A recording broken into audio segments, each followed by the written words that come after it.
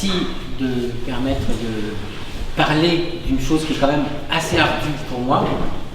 C'est ce qu'on appelle l'oreille harmonique. C'est pas, je vais essayer de rentrer dans un détail un peu plus profond, qui sont les discussions que j'ai pu avoir avec Henri Dutilleux à un moment de sa vie où ces questions-là l'intéressaient. En tout cas, ça l'intéressait d'en discuter avec moi, ce qui était une vraie grande chance pour moi. Alors, si vous avez lu le petit envoi, il s'agit d'une anecdote, mais je ne vais pas vous parler tout de suite de l'anecdote. Ce qui m'intéresse le plus, c'est un petit peu faire le lien avec ce que vous allez entendre avec le concerto de violoncelle. Bon. Donc il y a une phrase à laquelle il tenait beaucoup et qui est en exergue, et dans cette nature étrange et symbolique. Donc il faudrait qu'on s'entende sur les mots pour parler d'harmonie à partir de ces mots-là.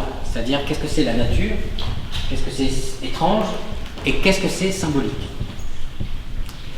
Et c'est des questions que dont j'ai pu discuter vraiment d'une manière approfondie avec lui. Alors, soyons... Voilà, ça c'est le début de quelque chose d'assez étrange. Vous voyez? En revanche, pour... Non, t'inquiète pas, tu vas pas te faire mal. Il avait fait une tendinite. Pour le naturel, pour Dutilleux, comme pour a priori ce qu'on, faute de mieux pour l'instant, on appelle naturel, pour le violoncelle, je parle du concerto pour violoncelle, ce qui serait dit naturel serait...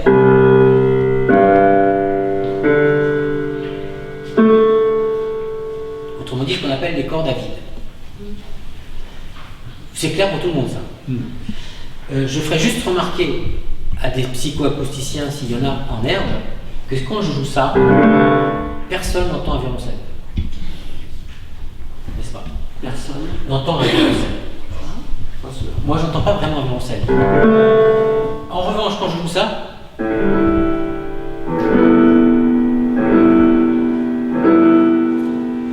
est plus proche de la guitare.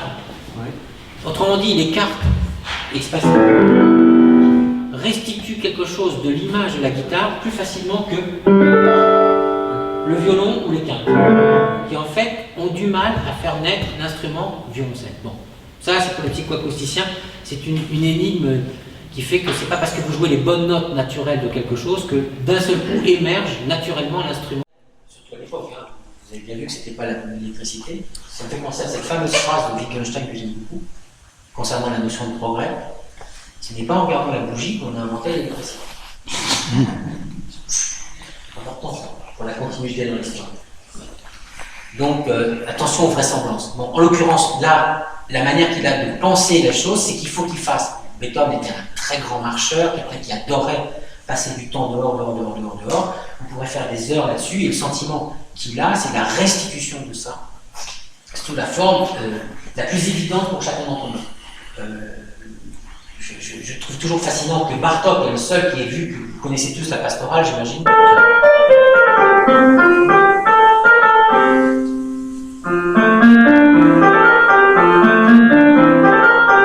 Vous connaissez ça par cœur. Et au milieu de ça, vous avez...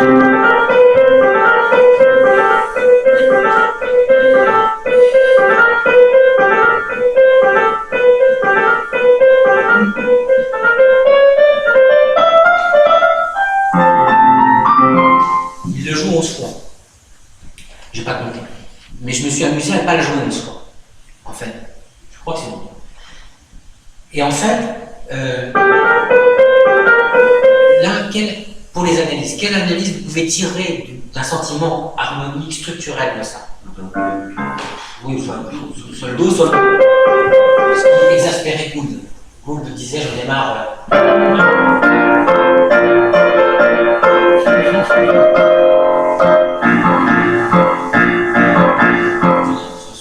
Je pense ça, dire un moment, on réquisitionne pas des gens en disant, j'ai bien mon thème. Non, ça, c'était, pour Gould, c'était insupportable. Alors, qu'est-ce qu'il disait, Bartók? Alors, ça, c'est génial, parce que Bartók a résolu l'énigme de ça. On a eu un nombre d'analyses de ça, sur ce... On a eu un nombre d'analyses invraisemblables. Par exemple, certaines personnes qui font de l'Uchronie on pensait que c'était Reich qui s'était emparé du manuscrit et qui avait écrit un exercice de musique répétitive. Donc il y a eu ça, comme analyse, c'est-à-dire des gens ont dit ah Beethoven avait été tellement un grand génie inventif qu'il a créé la musique répétitive avant l'heure. Il y a eu ça. Après, il y a eu des analyses chez Bergen, qui sont des analyses où d'un seul coup on a dit mais attendez, 11 multiplié par 4, nature symbolique, 11 multiplié par 4, divisé par 2, multiplié par pi au carré, égale 12. Vous pouvez faire le calcul si vous voulez, ça vous prendra un moment. Mais l'important, c'est que c'est égal à 11. Donc vous multipliez l'œuvre entière de la pastorale que vous divisez par le nombre de mesures et l'âge du capitaine, et je pense que vous en avez fait un 11. C'est une connerie. Bon. Donc, c'était pas ça. Après, on a expliqué que, thèse psychanalytique, que Beethoven était à ce moment-là, après la 5e symphonie, très fatigué et qu'il avait une panne. Il avait une panne d'inspiration.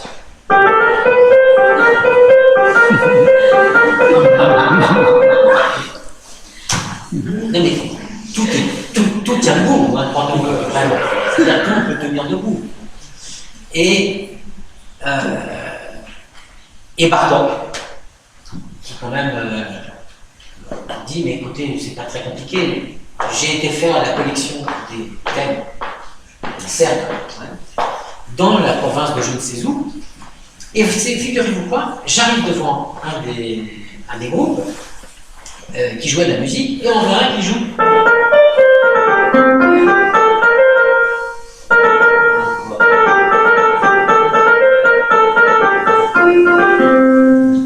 Alors il dit, le gars, Bartok, premier réflexe, il dit, vous payez des droits à Beethoven quand vous jouez ça? Comment ça se passe? Et le serbe, il dit, c'est qui lui? Qui Beethoven? Vous l'avez jamais vu? Il est dans la région? Donc là, la question, puisqu'on n'est pas dans la mauvaise foi, la question de Bartok, c'est comment c'est possible ça. Et ça va être d'autant plus, vous allez comprendre pourquoi c'est possible. Donc d'un seul coup, il se rend compte, il lui pose la question, c'est quoi cette musique? Donc ça. Il dit, dès qu'on a un mariage, on joue ça. Et il dit, d'ailleurs, il y a un signe pour ça.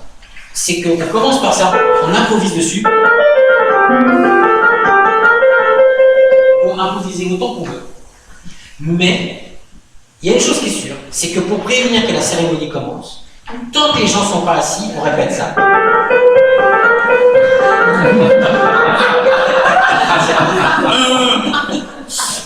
Donc les gens viennent de partout, et tant qu'il en arrive. Alors, vous êtes prêts? Et là, on a le génie de quelqu'un qui, au niveau de l'oreille, de la structure, se dit, mais quand même, j'ai la chance de pouvoir bouleverser la notion d'entrée, d'ouverture de symphonie, et de créer cette espèce d'incroyable chose. Comment il l'a connu ça? Il l'a vécu parce qu'il allait passer son temps à se balader dans les campagnes autour de la ville, parce que c'était vraiment des heures et des heures, c'est 4-5 heures de promenade, 5-6 heures de promenade, grand marcheur. Et en fait, là, il y avait des troupes turques, et il y avait les Serbes, et donc il venait faire des mariages, et donc il entend ça, et il dit, mais je vais revenir au centre de Vienne, je vais leur envoyer ça, ils ne l'auront jamais entendu, c'est un truc invraisemblable, et voilà. Et pour continuer à ce que tu dis, mais je pense qu'il y a des choses qui échappent à l'analyse harmonique chez Beethoven, parce qu'on est tout le temps à dire, bon, voilà, c'est l'accord du premier degré, du 5e, du 4e degré, en gros, voilà, en gros ça. Mais c'est surtout le temps avec lequel il se polarise sur une harmonie, c'est magnifique chez Beethoven. Il tend comme ça les choses, souvent sont deux accords extrêmement simples, mais il arrive à redoubler de tension.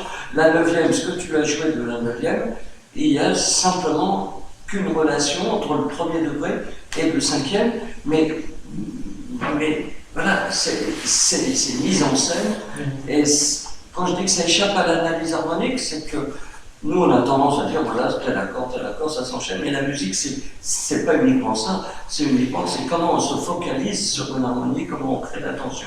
Et puis donc...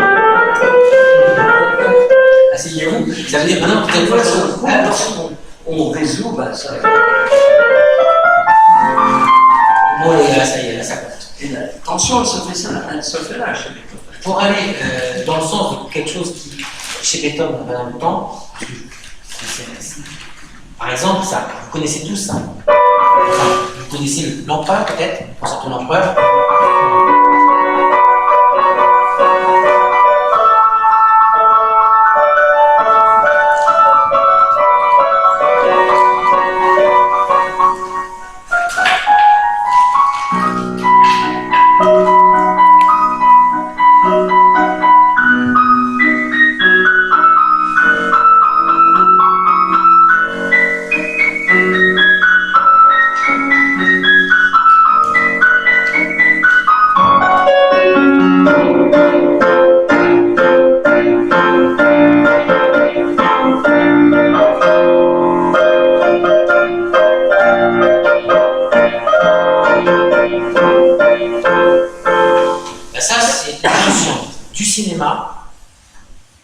De l'analyse psychanalytique, donc du référendum populaire, tout ça en même temps, et on ne s'en rend pas compte, ça vous arrive dessus. Vous ne modifiez personne analytiquement pour aller dans le sens de ce que tu dis, ne m'expliquera ça.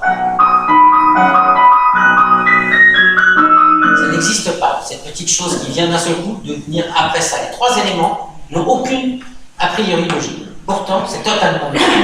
Mais si vous acceptez l'idée de quelque chose qui est ce que Beethoven écrit, c'est-à-dire, écoutez bien la main gauche.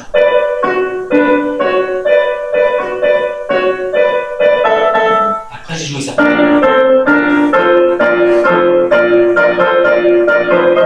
voyez bien que c'est la même musique. Simplement, il y en a une qui est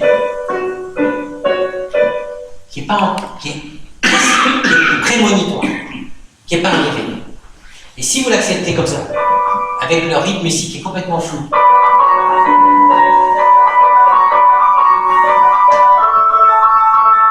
vous êtes tout. Imaginez, thèse de psychanalytique, c'est plus facile, rêve prémonitoire, thèse réaliste, bourré.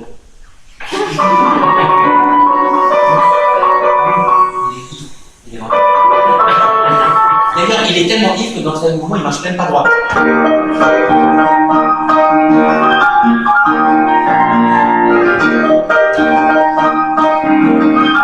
Avec la gamme, ça c'est marché droit, vous voyez.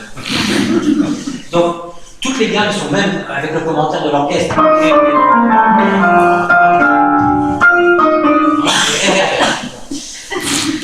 Et là, il est dans cette. Qu'est-ce qui se passe? Là, il se passe ce qui se passe au mieux. Il s'endort. Il ronfle. Moi, je mettrais un énorme ronflement ici. C'est la béatitude pour moi. Il est bien. Là, avec votre fin, là, génial.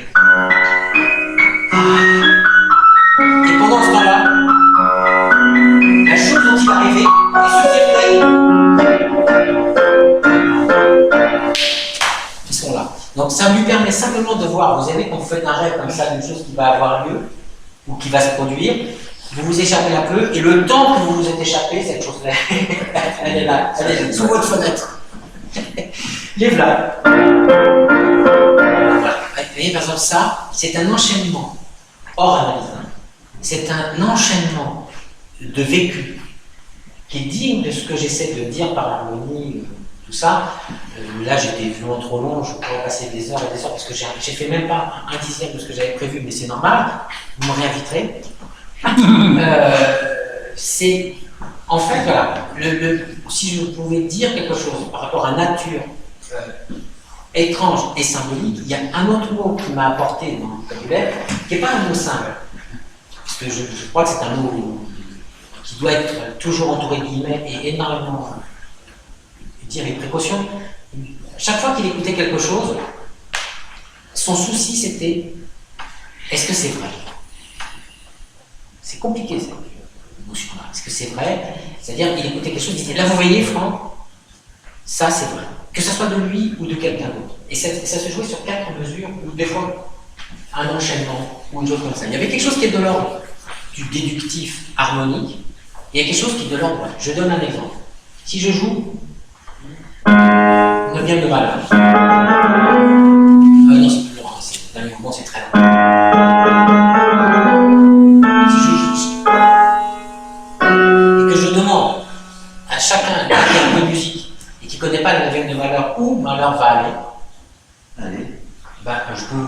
on peut s'amuser à faire le test. Hein. Je vais vous en jouer, vous allez me dire si ça vous va. Ça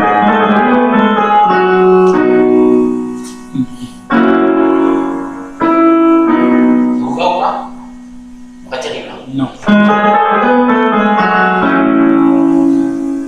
Pas mal? C'est mieux. J'ai un mieux.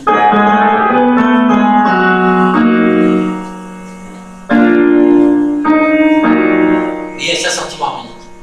Eh bien, lui fait ça, on ne va pas jouer aux devinettes, on peut toutes les faire. Toutes celles que vous allez imaginer, c'est celles qu'il ne va pas prendre.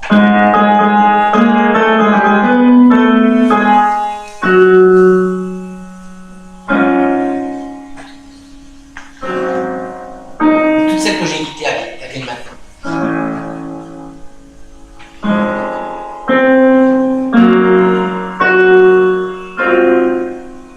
Là, vous allez tous me dire ça, mais là, on va dire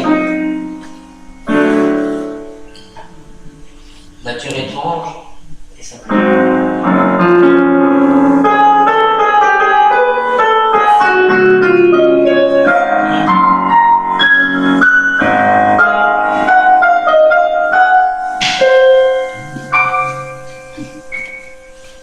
Je m'arrête. Oh mince. Voilà. Donc j'ai appris avec lui à savoir que ce mot voulait dire un rapport toujours plus court, plus rapide, plus direct, le mot vrai, et qui dans sa musique est souvent là, presque quasiment tout le temps là, quelque chose qui raccourcit la distance entre ce qu'il a entendu, comment il l'a converti, et comment vous allez le restituer, vous, dans votre âme. C'est ça qui est le moment où d'un seul coup, la magie opère. Voilà. Et ça, c'est peut-être aussi une des formes de définition de l'universel pour moi. Et d'ailleurs, dans le temps, l'horloge, il parle de ces oiseaux. Ouais. La nuée d'oiseaux, comme ça, avec une polyrythmie, un peu du son nuage, comme dit Xenakis. Et rentrer chez lui quand on cherche un magnéto, mais c'était trop tard, ils sont pas revenus. Mais c'est resté dans sa mémoire, et apparemment toute la division des cordes, 24 cordes, proviendrait là. Mais baladez-vous à droite. Pont de Saint-Martin, à droite, vous allez. Il y a des bêtes, des espèces incroyables, et qui sont telles, j'ai compris tellement de choses qui n'arrivaient pas à m'expliquer autrement, que allez vous promener là. Allez vous promener là. Après, il faut avoir son oreille. Hein.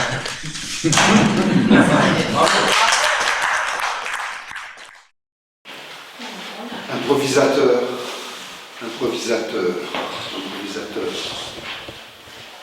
Et j'ai entendu à la fin de la conférence précédente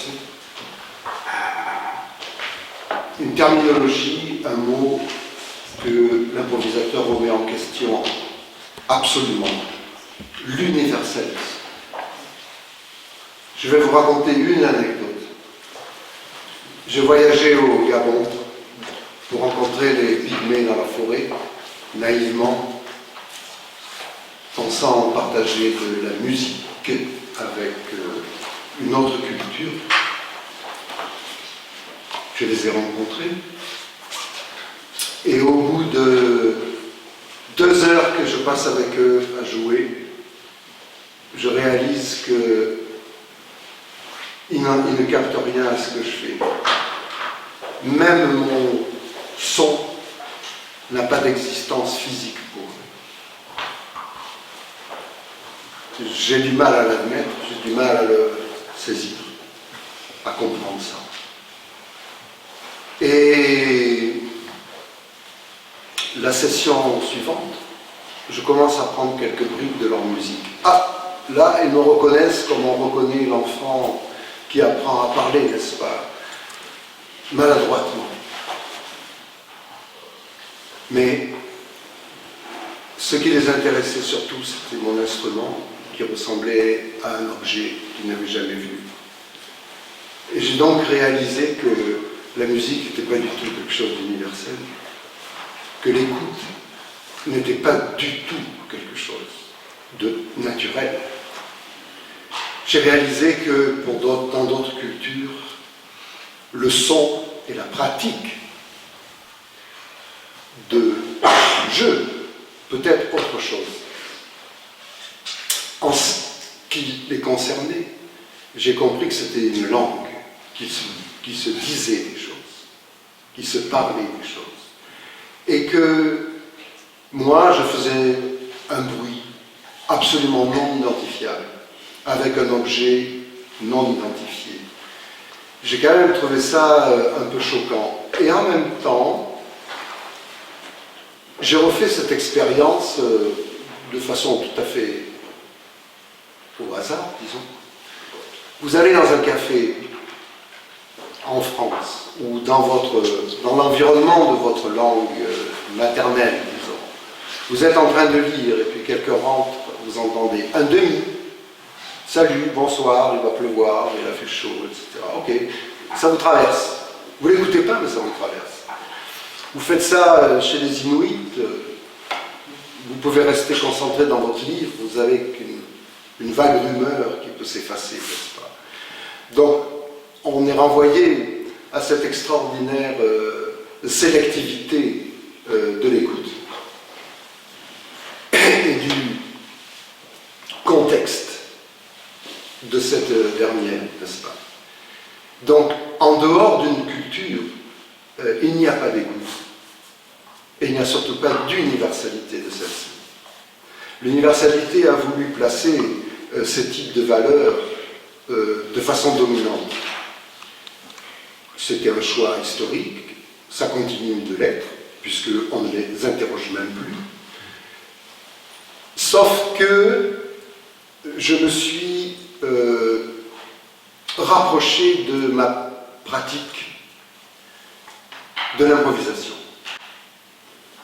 J'ai commencé à être improvisateur en 1976. Quand je parle d'improvisation, je parle d'une improvisation qui n'a aucune thématique et qui ne se réfère pas, qui n'est pas référente à la culture afro-américaine.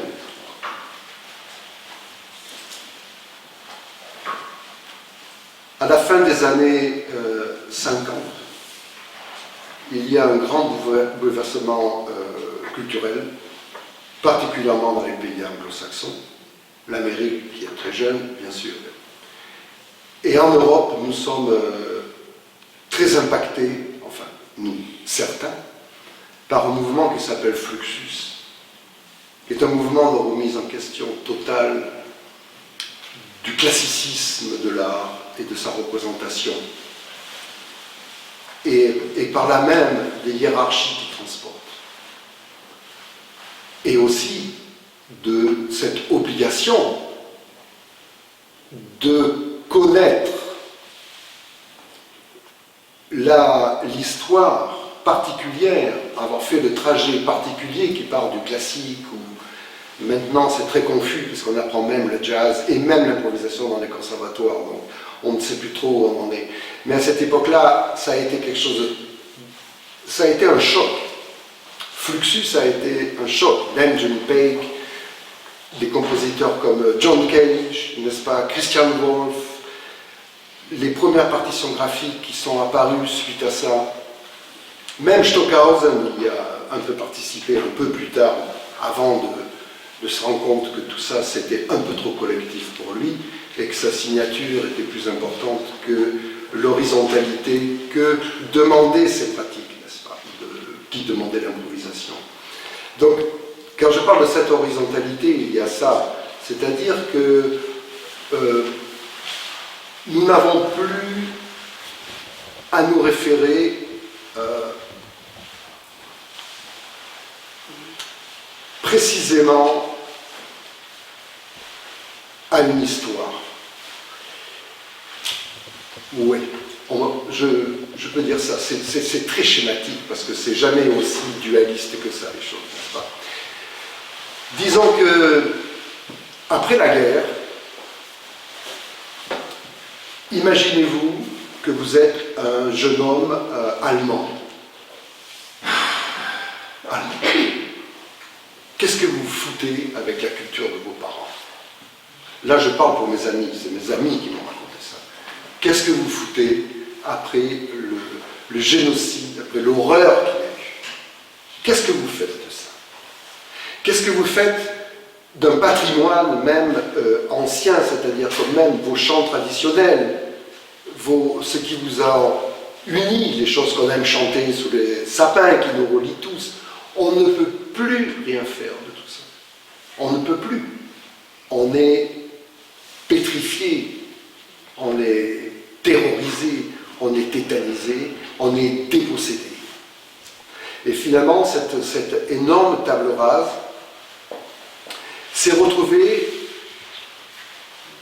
étrangement, cette génération-là s'est retrouvée reliée à la génération des Afro-Américains qui, eux aussi, ont fait la guerre. Pas pour eux, pour le pouvoir capitaliste que l'on sait. Il y avait très peu des représentants de leur communauté afro-américaine, n'est-ce pas? Donc, ces gens-là se sont tournés, c'était tout à coup comme des frères, comme une improbable communauté avec laquelle ils pouvaient se relier. Donc ces jeunes Allemands sortant de la guerre, qui avaient 13, 14 ans, 16 ans, tout d'un coup, ne sont pas allés vers l'Amérique, sont allés vers la culture afro-américaine. Et en ce temps, à la fin des années 50, la musique dite de jazz, qui est sous la domination totale de la classe dominante, bon, je n'aime pas ces mots, comme on dit, blanche, c'est vraiment des oppositions trop fortes, mais en tout cas d'une classe dominante, cette pratique-là de jazz est remise très très forte en question. C'est-à-dire que ça suffit quoi, de susurrer les mélodies de Broadway et de broder autour et d'en faire des circonvolutions, des ornementations, mais de s'en servir comme toujours, comme le cadre formel. Les extensions harmoniques ont été portées par le bebop, ont été à un certain endroit, peut-être pas autant que ce qu'a fait Boulez, ou je ne sais pas, mais en tout cas, portées à un certain endroit. Et là, tout d'un coup, on n'en peut plus de tout ça. Ce qu'on veut, vraiment, c'est la liberté. J'ai lâché le grand mot. La liberté. Cette fameuse liberté, qui est une quête, n'est-ce pas? Qui n'est jamais un endroit où on peut arriver, bien entendu, qui est une quête, et surtout qui est une quête qui est reliée à une trame très complexe. Parce que bien sûr, elle est sociale, politique et esthétique aussi.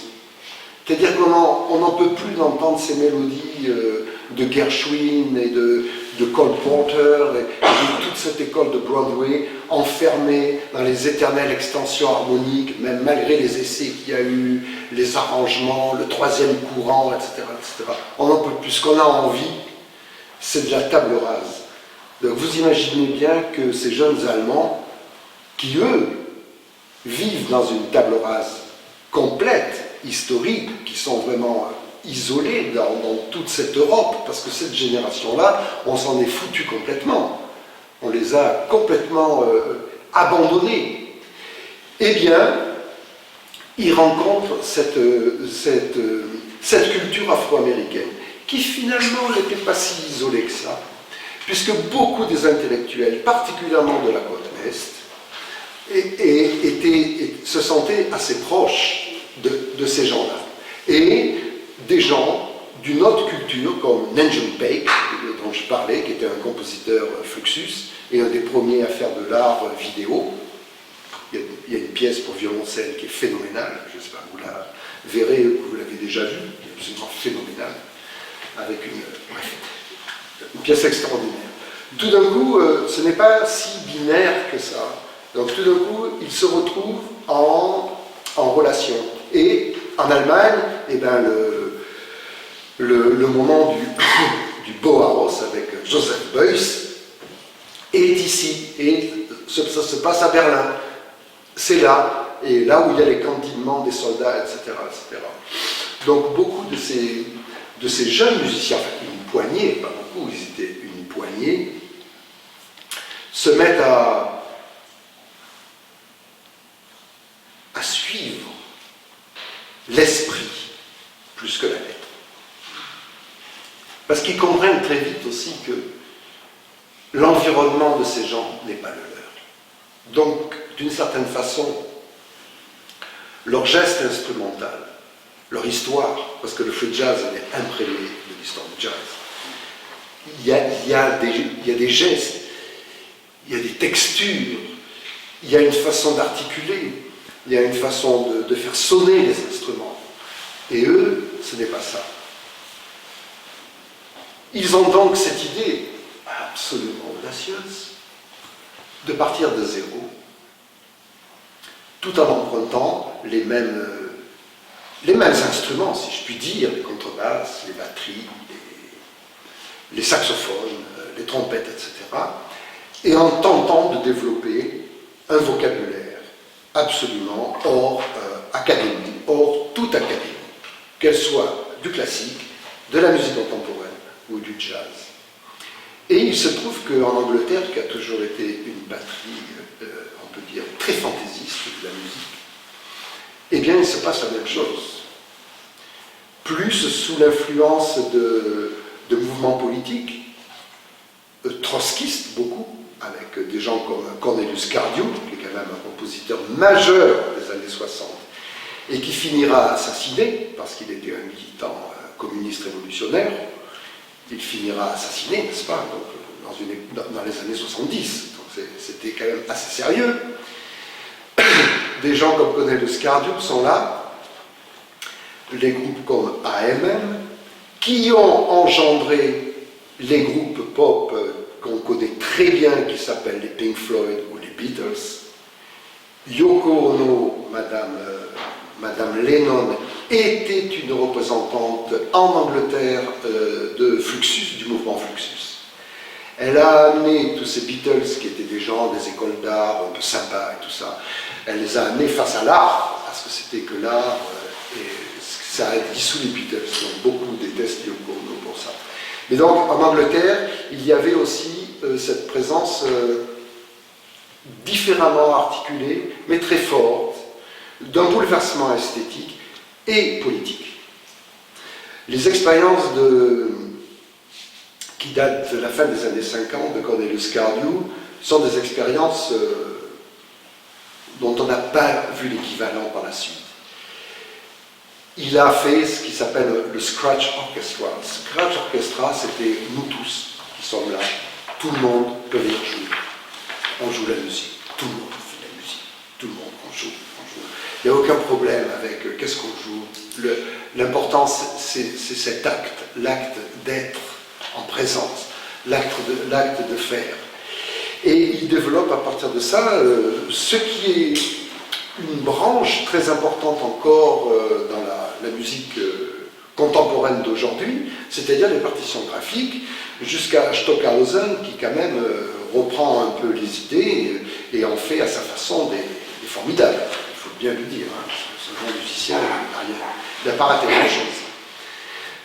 Donc tout ça vient de ces mouvements-là. Donc Angleterre et Allemagne, il y a un lien très fort.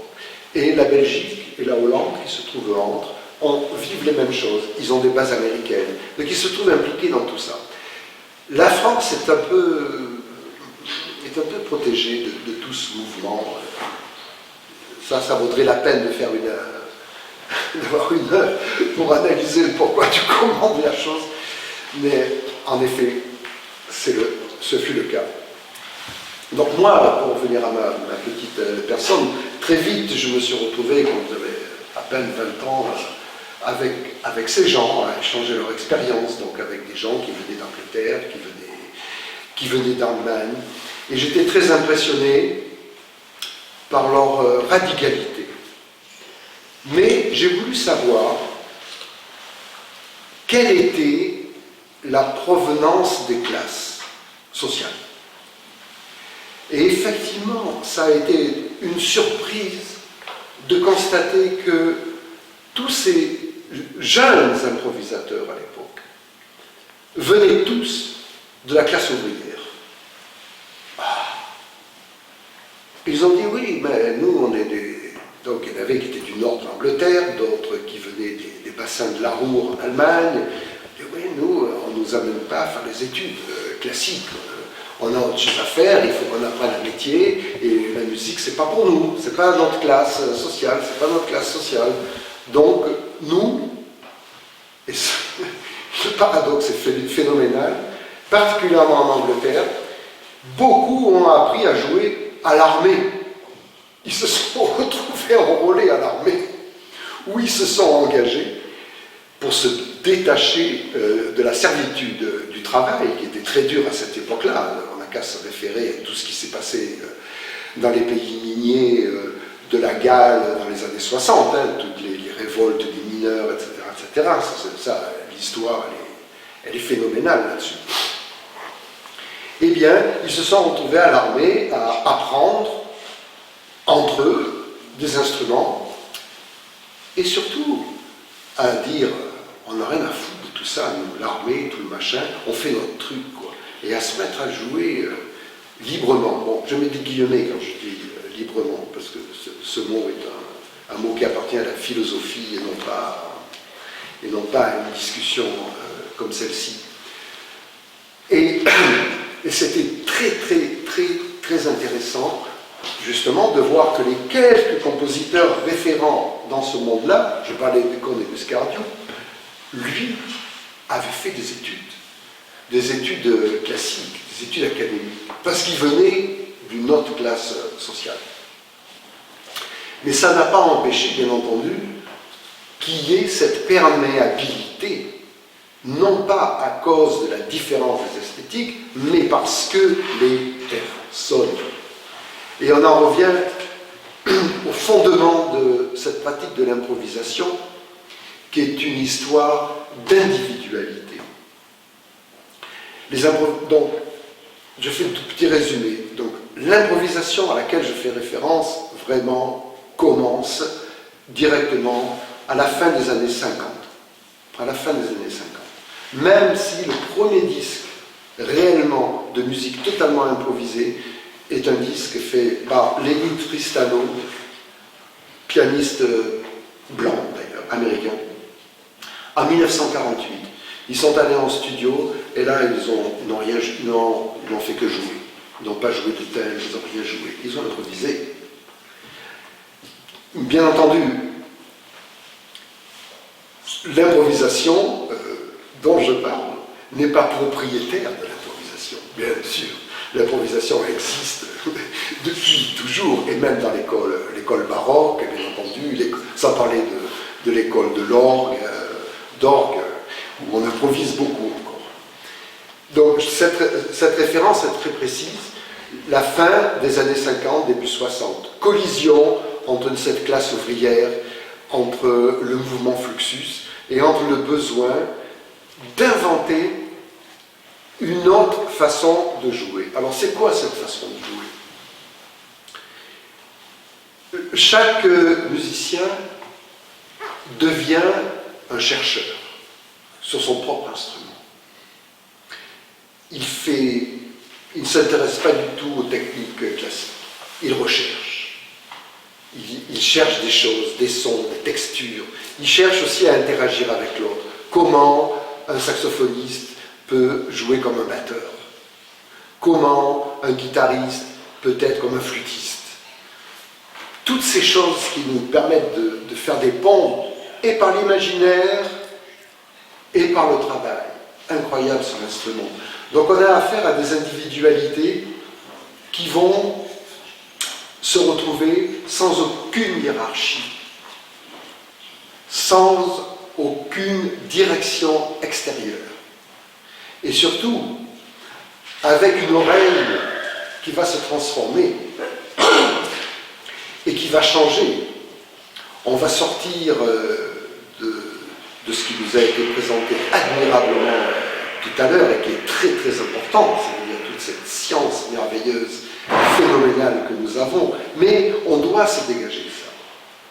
Je sais que par exemple, moi, j'ai eu beaucoup de problèmes à me déconditionner de l'oreille. J'entendais les intervalles. Je ne peux pas jouer si j'entends les intervalles. Je dois convertir les intervalles en fréquences. Donc, beaucoup d'amis qui, eux, ont fait des études qui avaient ce qu'on appelle l'oreille absolue, ont souffert mais vraiment souffert pour pouvoir arriver à improviser et à rentrer dans la microtonalité, à entrer dans l'écoute de textures très très très particulières.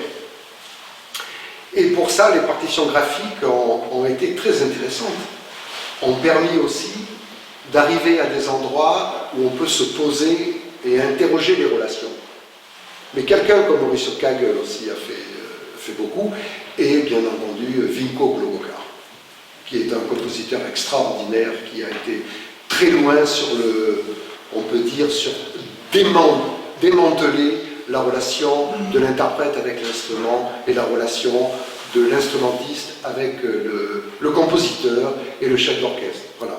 Donc, on avait la même chose dans le jazz, hein. On avait un chef d'orchestre, on avait un répertoire, on avait ce qu'il faut jouer, ce qu'il ne faut pas jouer, comment il faut le jouer, si on est un moderne, si on est un ancien, etc. Même si ça a toujours été beaucoup plus souple et perméable. Sidney Bechet a même fait des concerts avec Charlie Parker, pour vous dire les chocs qu'on pouvait recevoir à cette époque. Mais là, on a affaire vraiment à une sorte de... On tente de réinventer quelque chose. Et je dois dire que ça a été assez opérant, mais que le monde de la culture y a opposé un rejet assez violent. Alors là, on peut comprendre pourquoi. Dans une société basée sur la fabrication du produit, défendre l'improvisation... C'est la récré.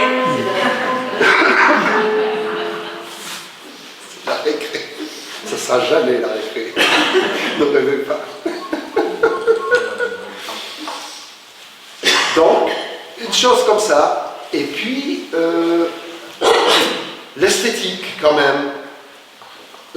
Les gens qui sont garants de ce qu'est la beauté, n'est-ce pas, dans nos cultures, de ce qu'est voilà, toutes ces dissonances, plus que des dissonances, toutes ces choses, toutes ces façons de maltraiter les instruments. Mon Dieu, mon Dieu, mon Dieu. Et puis, oh, mais c'est agressif. Enfin, tous les poncifs de la psychologie apposés au son.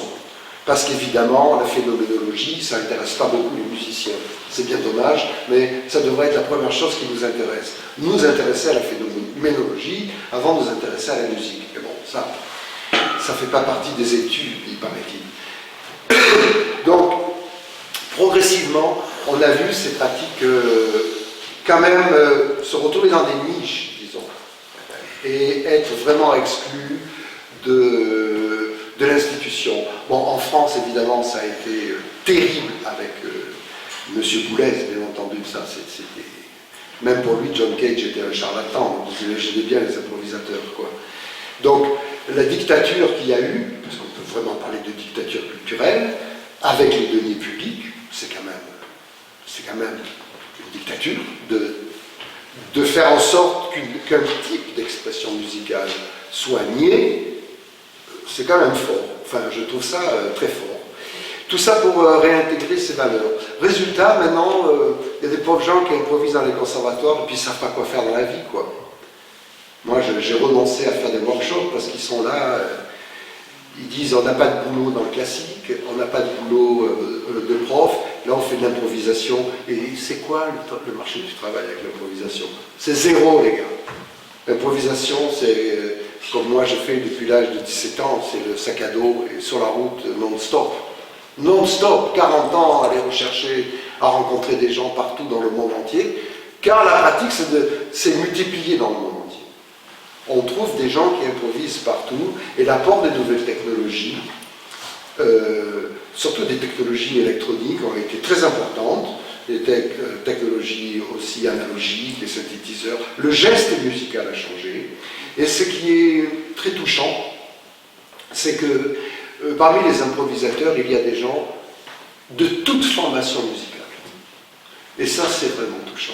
Je joue avec des amis qui ont des prix de conservatoire, qui sont des gens très évolués. Ils jouent à côté avec des gens qui savent à peine gratter sur une pierre. Mais ce qui les relie, c'est cette capacité à développer une écoute une écoute différente, qui permet la mise en relation et qui permet de dépasser le jugement de ce qui advient. Car c'est très important. Nous n'avons pas beaucoup de... Quand on improvise, le résultat, c'est chacun qui écoute qui le fait. Il n'y a pas un résultat a priori. Chaque personne qui écoute, l'actant et celui qui reçoit sont à égalité. Nous sommes les mêmes. Donc dans ce sens-là, c'est aussi quelque chose de transgressif. J'ai l'impression. Parce que je n'arrive pas à comprendre pourquoi l'improvisation est si peu présente. Le dernier programme qu'il y a à France Musique, qu'anime Anne Montaron, qui s'appelle À l'improviste, qui est une fille incroyable, très cultivée d'ailleurs, qui a aussi une émission sur la musique classique contemporaine. Elle-même résiste depuis des années, mais maintenant son administration, de plus en plus soumise aux pressions des audimates et de toute la novlangue, machin, profit, techno et compagnie. Son émission va gicler, comme les chants de la terre. Vous vous rappelez cette émission qu'il y avait à France Musique, les chants de la terre, où on écoutait de la musique du monde entier, un monsieur comme Lacob, je mets où le sang, Lorta Jacob, une personne merveilleuse, venait nous expliquer que c'était enregistré dans ces villages, que c'était ici, que c'était ça. On a fait cette grande étiquette de disque au Coran. On avait un panel et une ouverture extraordinaire. Nous avions des gens comme Daniel Coe, qui était un journaliste incroyable, qui le premier nous a parlé de la musique minimale. Qu'est-ce que les gens savaient de la musique minimale en 1960 ? N'est-ce pas ? Enfin, certains, vous, certainement. Mais qui connaissait Yann Radig en 1960 parmi le grand... Vous. Et nous, les gamins, nous, on écoutait ça. Mais on était... N'est-ce pas ? Et il y avait des gens comme Daniel Coe, que vous avez certainement connu, et Jacqueline ont fait un travail absolument phénoménal. N'est-ce pas ? Vous pourriez peut-être en parler un peu, vous les avez très bien connus. Non. J'ai connu ça à la maison de la radio, entre autres. Mais bien sûr. Mais j'avais comme anecdote à déjeuner qu'au moment de la création de la maison de la radio, vous pouviez aller au concert tous les soirs pour 2 francs. Et toutes sortes. Et toutes sortes de concerts. Avec John Cage, avec... Voilà. Ouais. Puis après, il y a eu le centre américain. Il y a eu plein de choses. Il y a eu les Halles, la destruction des Halles. Ouais. De Carré Montfort, c'est bien Montfort dans Marais. Où il y avait justement des Anaclis. Vous avez eu la chance d'être parisien à ce moment-là, je crois. Je crois. Je pense, oui. Moi, je me suis provincial de fond de ma province, j'ai dû me pousser sur les routes pour découvrir des choses. C'est dans notre trajectoire, mais c'est vrai que on allumait la radio, on savait qu'on avait les champs de la terre à telle heure, on savait qu'on avait des choses, même dans nos campagnes isolées. Maintenant, vous allumez la radio pour avoir quoi, du classique au kilomètre, là, qui défile comme ça, sans même plus de prise de parole. Parce que moi, je veux bien écouter ça. J'aime bien entendre des points de vue intelligents là-dessus. Il y a encore France Musique. Oui, il y a encore France Musique. Mais enfin, pas plus du tout pour les formes expérimentales, en tout cas. Les formes expérimentales de maintenant, parce qu'il y a des formes.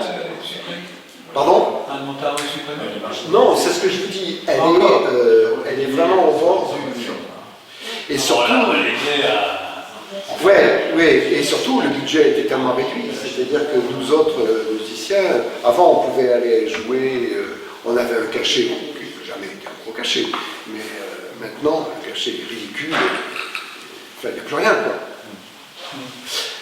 Mais bon, tout ça, pour moi, c'est vraiment c'est une construction qui se fait depuis longtemps, qui est vraiment depuis longtemps, donc qui a suivi vraiment l'histoire de la musique improvisée, beaucoup plus que toutes les autres, même si il y a eu des interactions, beaucoup d'interactions.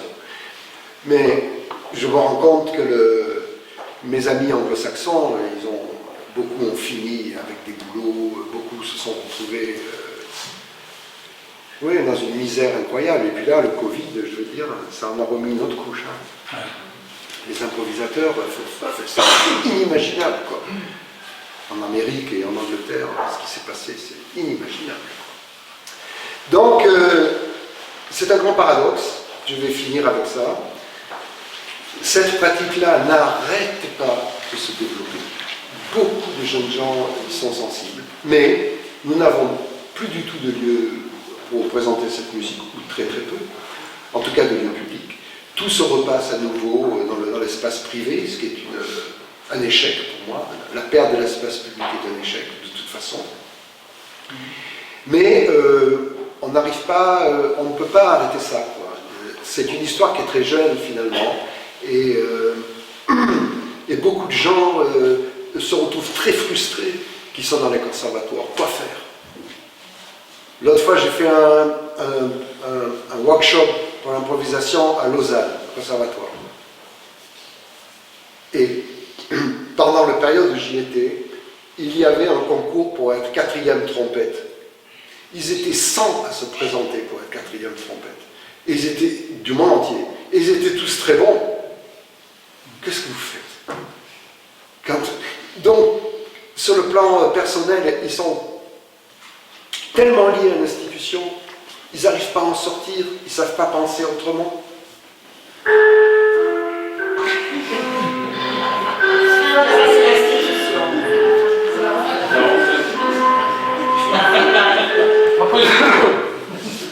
Donc, si on ne fait pas face à ce type d'échec, ben, je ne sais pas, je trouve ça... c'est menteur. Voilà, je trouve ça, c'est pas honnête. C'est pas honnête. En donnant la possibilité qu'on puisse entendre toutes sortes de musiques, qu'on ait des scènes pour toutes sortes de musiques, on développerait une créativité phénoménale, bien entendu, et on arrêterait de nous servir les idoles, quoi. Ça va, on n'en a plus besoin, non. On est dans un autre temps, non. Ça fait longtemps qu'on y est rentré, mais là il est vraiment temps. Bon, je vous laisse. Merci beaucoup.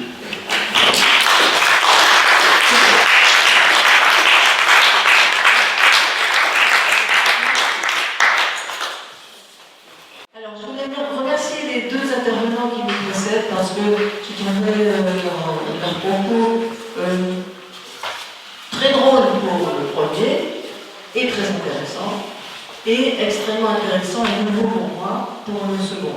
Alors après ça, j'ai l'impression que je vais vous offrir quelque chose d'horriblement scolaire. Bon, un PowerPoint déjà, je suis figée sur une table, je vais vous regarder, mais j'ai quand même pris des notes. Alors j'essaierai quand même d'apporter un petit quelque chose. Par rapport à tout ce qu'on a dit ce matin, il y a des choses qui vont se regrouper, j'essaierai de les éviter pour ne pas être trop redondante. Alors quand j'ai donné le titre de cette présentation à M. Gratton, je lui ai dit Henri Dutilleux, l'intuition de la perception. Et j'ai toujours travaillé sur l'intuition de la réception. Je dirais que c'est assez proche. Et effectivement, la réception passe nécessairement par une capacité à percevoir les choses. Donc laissons le titre tel qu'il est. Je me suis souvent demandé pourquoi j'avais succombé à la séduction de la musique d'Henri Dutilleux, et je pense que vous êtes un peu comme moi, sachant que de très nombreuses personnes subissent le même sort, je tentais de trouver quelques explications.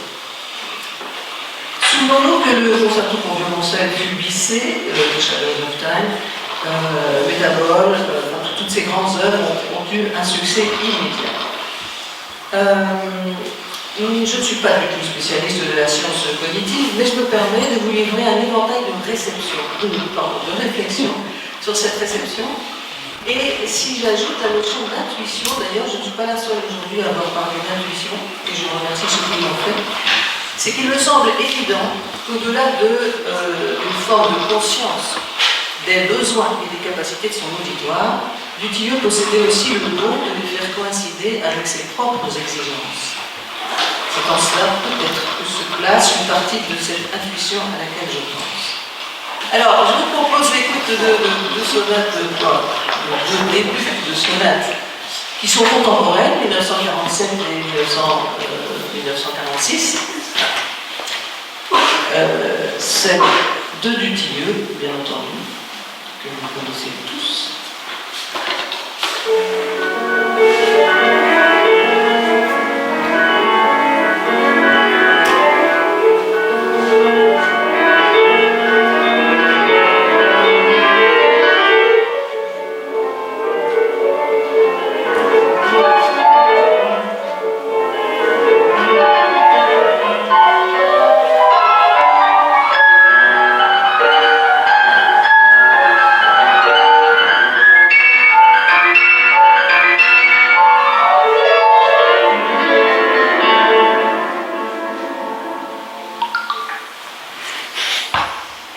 Et le début d'une deuxième sonate, que certains d'entre vous vont reconnaître, en tout cas vous allez deviner le compositeur.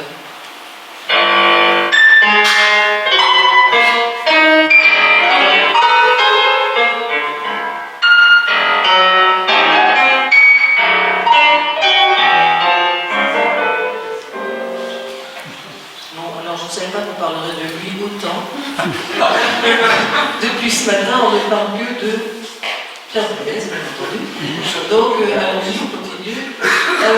Je ne vais pas dire davantage, mais enfin, vous voyez bien que deux sonates absolument contemporaines et aussi différentes nous font comprendre pourquoi Dutilleux n'appartenait pas à ces mouvements d'avant-garde. Là, j'enfonce une porte ouverte, je le sais, je vais essayer de passer un peu plus loin.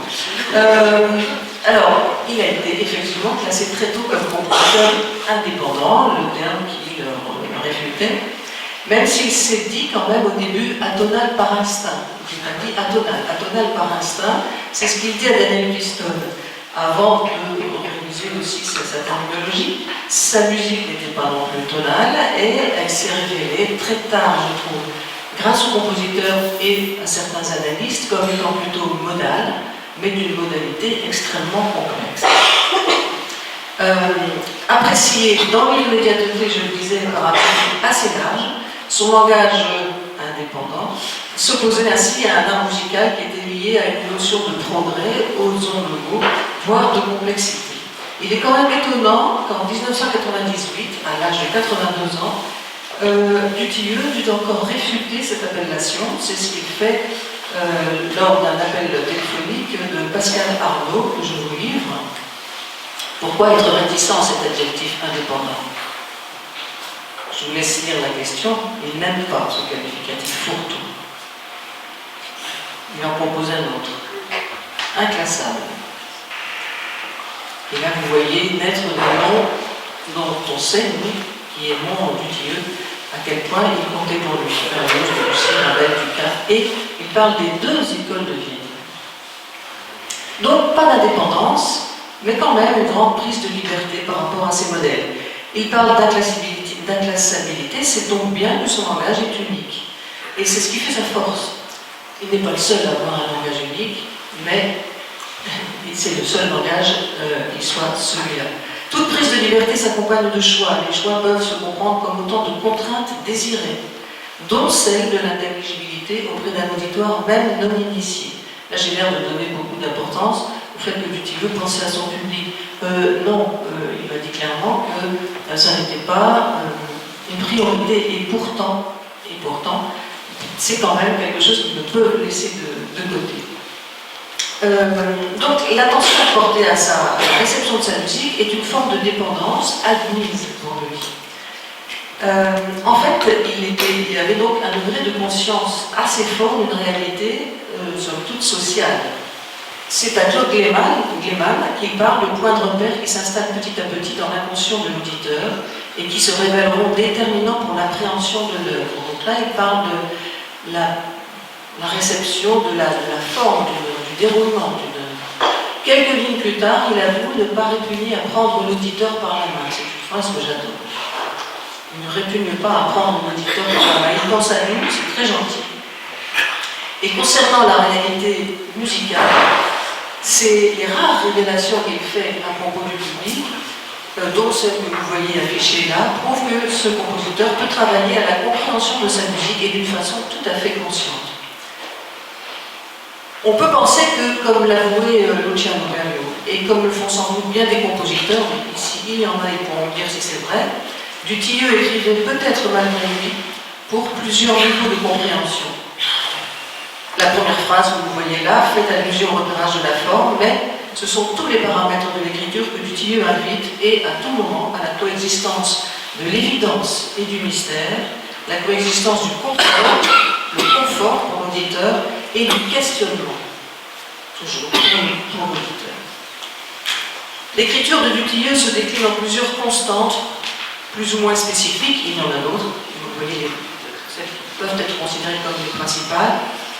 Des constantes parfois uniques. Certaines sont, j'ai écrit vite familières, c'est-à-dire qu'elles sont faciles à cerner. La suspension du temps, tout le monde peut être sensible à ça. Les traits rapides qu'il va nommer fusées. Le travail sur la résonance, les grands crescendos d'orchestre.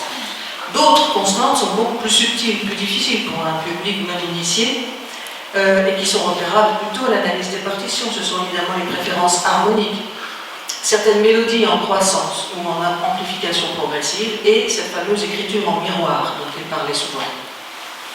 Vous allez me dire qu'en voyant tous ces mots, franchement, tout cela n'est pas neuf. Ces constantes sont simplement l'exagération de dessins ou de comportements qui existaient bien avant lui. Elles en sont en fait le prolongement. Et en cela, elles peuvent être placées dans la catégorie des topiques. Vous savez, les topiques, c'est familier, ces matériaux familiers que Dutilleux va simplement exploiter. Quand je dis simplement, je ne pense pas qu'il les exploite simplement. Dans la sonate, ils apparaissent déjà timidement, ils s'affirmeront dès les symphonies. Dutilleux ne se fait pas seulement l'héritier de ces topiques qui sont franchement conventionnels, il les transcende en les manipulant de telle sorte qu'ils en deviennent une signature unique. Très adroitement, il les livre à notre écoute, dans leur version de la plus intelligible à la plus camouflée. Les versions de la plus reconnaissable à la plus secrète, et ceci au sein d'une même œuvre, voire même d'un même mouvement, voire même d'un même moment musical. Et c'est en cela que ça me paraît vraiment très intéressant qu'il ait pris le risque de rendre certaines choses complètement opaques et les mêmes choses tout à fait intelligibles. Parfois même faciles. C'est ça que je vais traiter dans la première partie, qui parle du matériau, alors que dans la deuxième partie, je parlerai plutôt d'une forme de dramatisation de l'écriture instrumentale. Je parle du matériau, et pourquoi vais-je parler de la dramatisation de l'écriture instrumentale? Parce que, évidemment, le pouvoir émotif, et vous le savez, de ces œuvres, ce pouvoir émotif passe par des effets, mais surtout par la gestion du temps. Nous verrons que pour chaque constante de son écriture, il y a donc des exemples où la démarche est absolument évidente et d'autres où elle est extrêmement difficile à repérer. La spécificité de l'écriture de Dutilleux tient à l'écart vertigineux qui sépare ces deux façons de présenter ses idées et surtout aux différents degrés de difficulté qui existent entre ces deux extrêmes. Alors, je vais vous parler de choses qui sont évidentes, de choses qui sont inaudibles, mais évidemment, il faudrait aussi parler de l'entre-deux, toute cette palette de possibilités qu'il nous offre. Dutilleux dira en 1994 à Myriam Kétas: « Je ne peux souscrire à l'idée d'abolir toute notion de hiérarchie. Dans ma musique, il y a des notes pivots, des accords, des sons qui ont une fonction pas forcément tonale, mais qui se rattachent tout de même de près ou de loin à une notion de tonalité, à ne pas comprendre comme la tonalité dans le sens classique, mais plutôt comme une focalisation sur un centre, un point de repère, si vous voulez, pour l'auditeur. » Je parle de polarisation. Eh bien, la polarisation la plus extrême, c'est celle qui se fait sur une note. Là où l'auditeur ne peut que se laisser aller à reconnaître l'objet en question. Donc, je pense que quand je parle de la clarté vers l'opacité, ce qu'il y a de plus clair, c'est vraiment la note qui se répète inlassablement, parfois de façon extrême, et c'est ce qu'on appelle une note pivot, surtout lorsque le discours tourne autour de cette note et il revient sans cesse. Le début de Métavol fait entendre non seulement une note pivot, mais un un intervalle pivot, le triton, voire même un accord.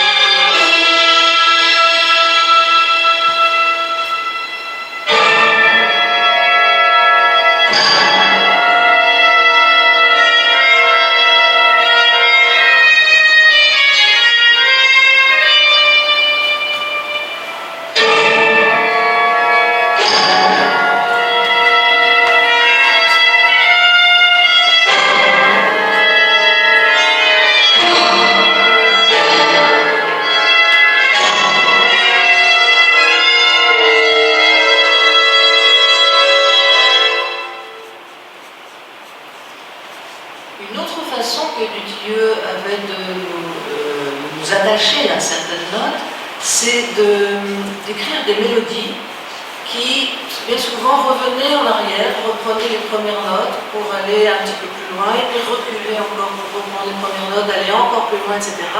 Ce que j'appelais souvent la croissance progressive, mais comme ce terme de croissance progressive a été utilisé dans une autre acception, on peut parler d'amplification progressive. Donc voici un exemple. Alors je les ai dessinés puisque je me suis dit que tout le monde peut-être ne lisait pas la musique. C'est la partie d'alto dans le mouvement du quatuor à cordes qui s'appelle Nocturne. On peut suivre assez facilement le déroulement de cette mélodie. Vous voyez qu'à chaque fois que ça se fait par plusieurs séquences, les séquences sont de plus en plus longues et à chaque fois les notes du début sont reprises. Et on va vers un aigu tout relatif ici, mais quand même.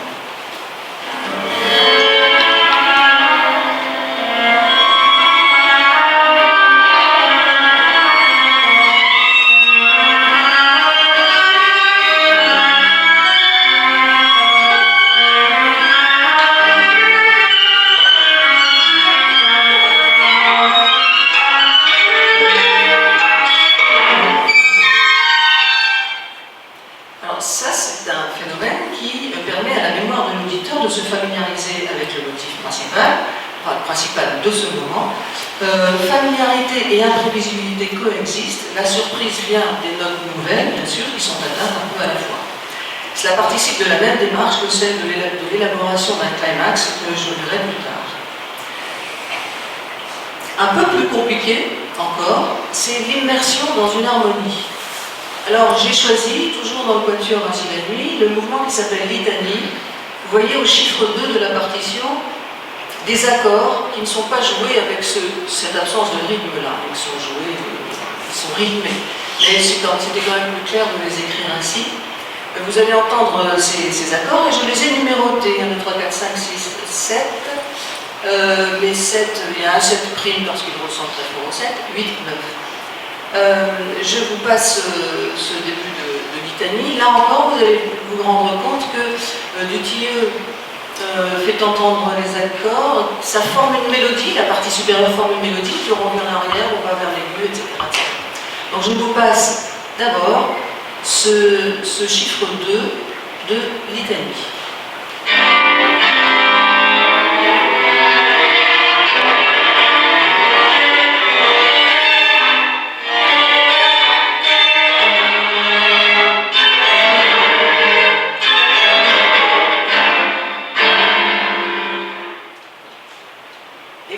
Au chiffre 10 du même mouvement, si je vous dis que c'est la même chose, c'est difficile à croire, et pourtant. Il y a d'abord l'accord et ensuite ce qui est écrit sur la partition.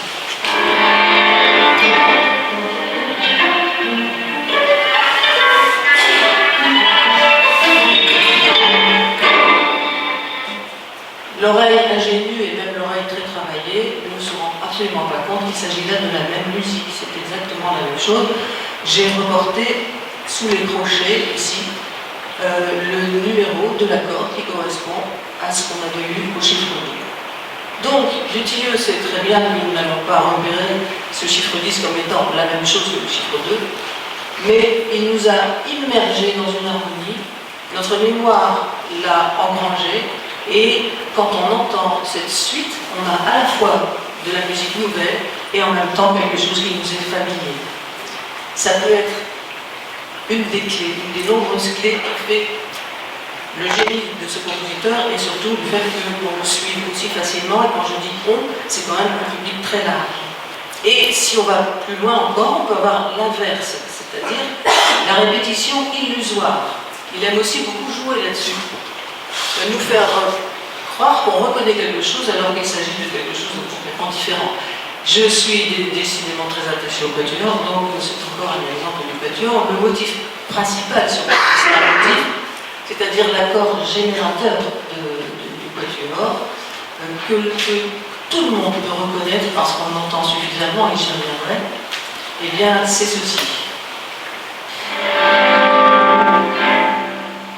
C'est-à-dire une attaque à l'envers. Vous avez un son qui porte rien, qui subit un crescendo, et une attaque. Normalement, un son commence par l'attaque et s'échappe, s'effiloche. Là, on a cette façon de faire entendre cet accord qui fait qu'on va le reconnaître. Lorsqu'il sera joué comme ça, on va le reconnaître facilement.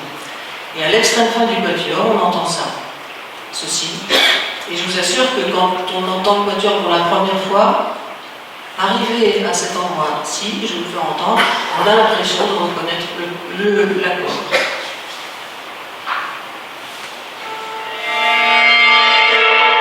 On est très content de reconnaître l'accord, il n'y a pas une seule note en commun avec l'accord générique du quatuor. Alors c'est un exemple, mais il y en a vraiment énormément. Donc ça, je pense que jouer comme ça avec la mémoire de l'auditeur, l'illusion de la répétition n'est pas tout à fait, ça va bien au-delà de la variation, et voire même de la métamorphose qu'il appellera métabole. Donc là, ce qu'on vient d'entendre, c'est le contraire de ce que je voulais montrer dans l'Italie, c'est-à-dire...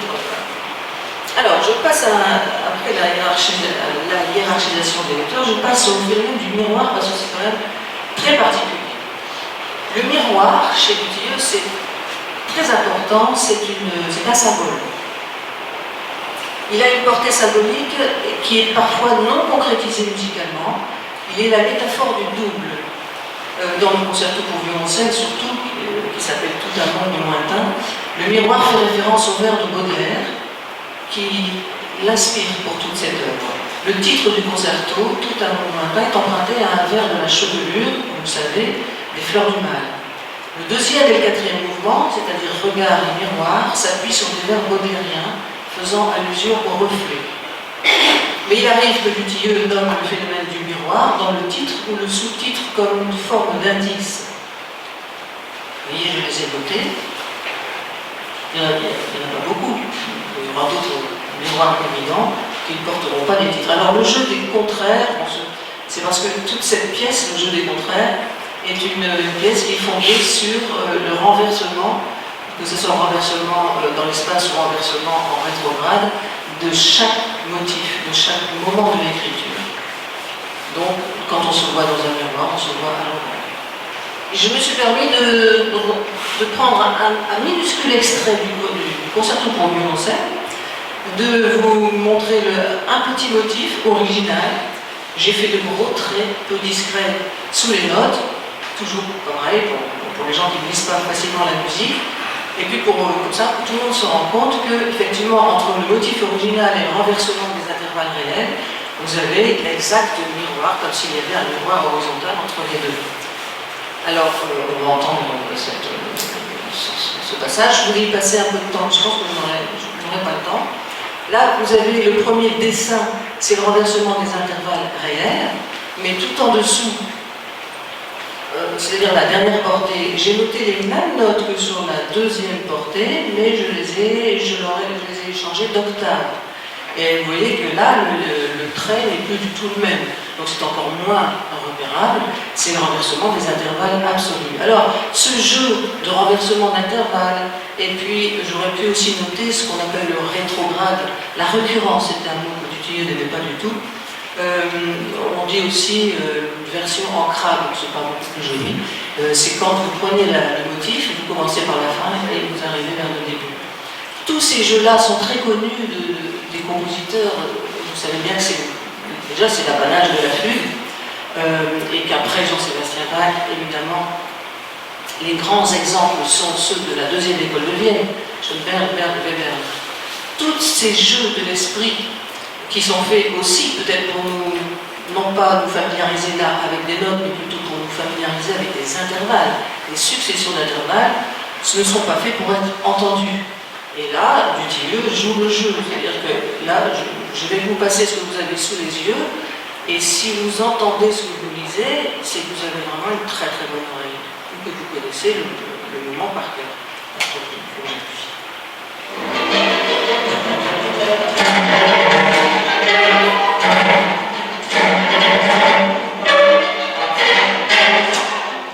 Alors, ce que vous aviez sous l'oreille, c'est uniquement ceci.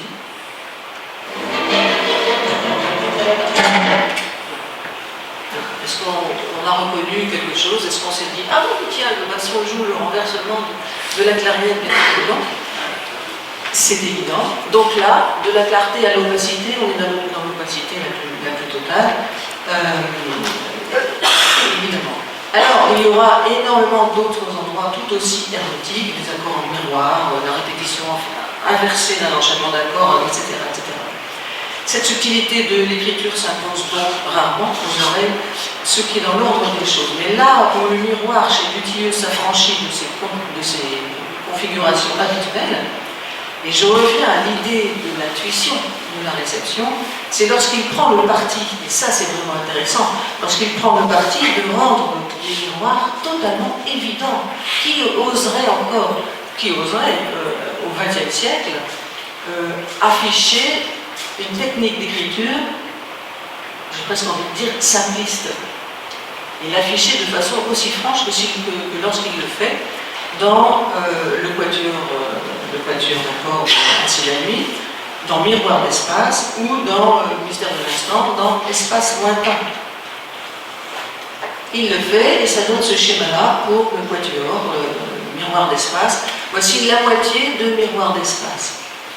L'autre moitié sera la reprise en rétrograde de ce que vous avez là, c'est-à-dire en commençant par la fin et en allant presque jusqu'au début. Alors je vous livre l'écoute.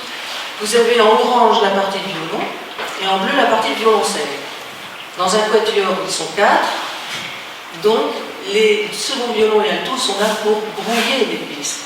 Ce serait beaucoup trop simpliste de faire entendre uniquement cela, c'est-à-dire un violon qui va jouer un mi juste répété par le violoncelle juste après, puis le sol, le ré dièse, il se retrouve sur le ré dièse tous les deux, ensuite do dièse tous les deux, voilà. Alors ça n'est pas le renversement des intervalles, c'est encore plus évident que cela, c'est que violon et violoncelle vont jouer les mêmes notes, à des octaves différentes, mais les mêmes notes. Le renversement arrivera ici un peu plus tard, d'ailleurs ça se voit sur le dessin.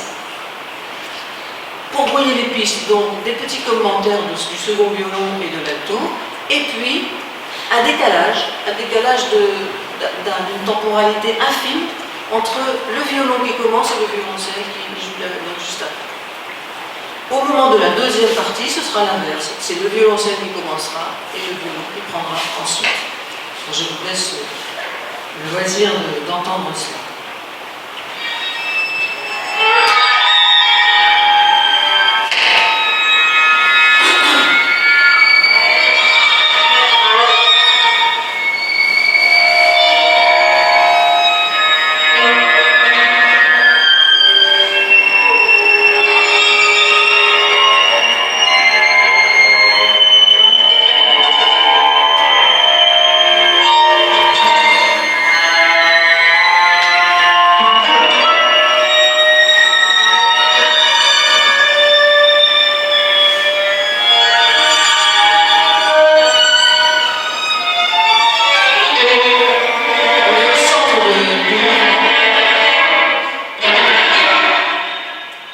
et on repart de la droite à la gauche.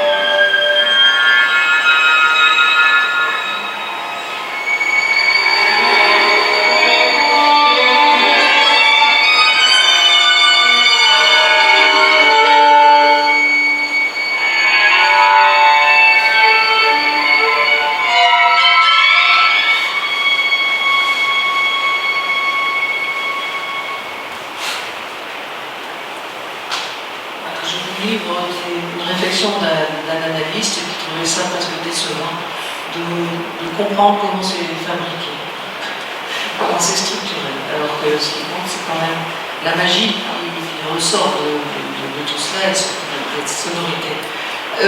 Je viens de survoler la question du matériau musical dans le sens d'une reconnaissance de ce matériau par l'auditeur. Toutefois, cette seule reconnaissance par son côté ponctuel et parfois aléatoire ne suffit pas à combler une attente ou à ravir les sens. Il faut également que le compositeur sache éveiller l'attention, garder la concentration, surprendre et rassurer. Bref, scénariser le déroulement de son œuvre. La tension dramatique est assurée en musique, d'une part par les effets, et d'autre part par la gestion du temps musical. Et voilà ce que je vous propose d'écrire maintenant, même si ça paraît un peu carré, tout ce qu'on dit là par rapport à sa musique. La théâtralisation du discours paraît logique et fonctionnelle lorsqu'il s'agit d'accompagner une scène de théâtre ou d'accompagner un film, ou même de mettre de la musique sur des mots. Mais ça reste un mystère lorsqu'il s'agit de musique pure. On disait musique pure, maintenant il paraît qu'il faut dire musique absolue. Donc la musique instrumentale, la musique sans argument. C'est justement ce qui m'intéresse, la dramatisation d'un discours purement musical. C'est pourquoi je vais laisser de côté volontairement les pièces vocales de Dutilleux et je m'intéresse à son don si particulier qu'il avait pour la dramatisation de la musique instrumentale et surtout de la musique d'orchestre. Pour mémoire, pour ceux qui ne connaissent pas bien, voilà les œuvres orchestrales avec les dates de fin de composition. Les deux premières symphonies, on est encore dans les années 50. Métabole qui marque un tournant très très important dans l'écriture parce que dans la découverte de ce qu'il cherchait depuis longtemps du point de vue de la forme et qui va trouver vraiment son apogée dans le quatuor dont vous venez d'entendre quelques extraits. Ensuite, vous avez deux concertos, un concerto pour violoncelle et un concerto pour violon qui encadrent une œuvre pour orchestre, timbre, espace, mouvement que j'ai longtemps trouvé comme étant l'œuvre la plus difficile, même encore maintenant, à analyser notamment.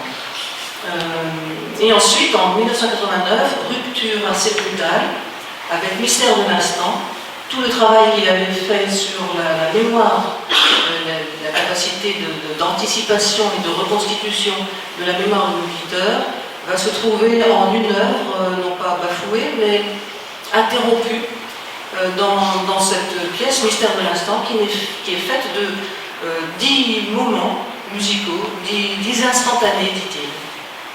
Il reviendra à une écriture un peu plus, qui correspond un peu plus à ces premières étapes dans The Shadows of Time. Alors Shadows of Time, j'allais noter simplement les œuvres orchestrales. Oui, il y a des voix d'enfants dans le troisième mouvement de cette pièce de 1997, donc c'est pour ça que je la mets entre crochets, mais c'est quand même, malgré ce troisième mouvement avec des voix d'enfants, ce texte est très très court, c'est quand même une magnifique œuvre orchestrale. Voilà, c'est pour ça que je l'écris quand même.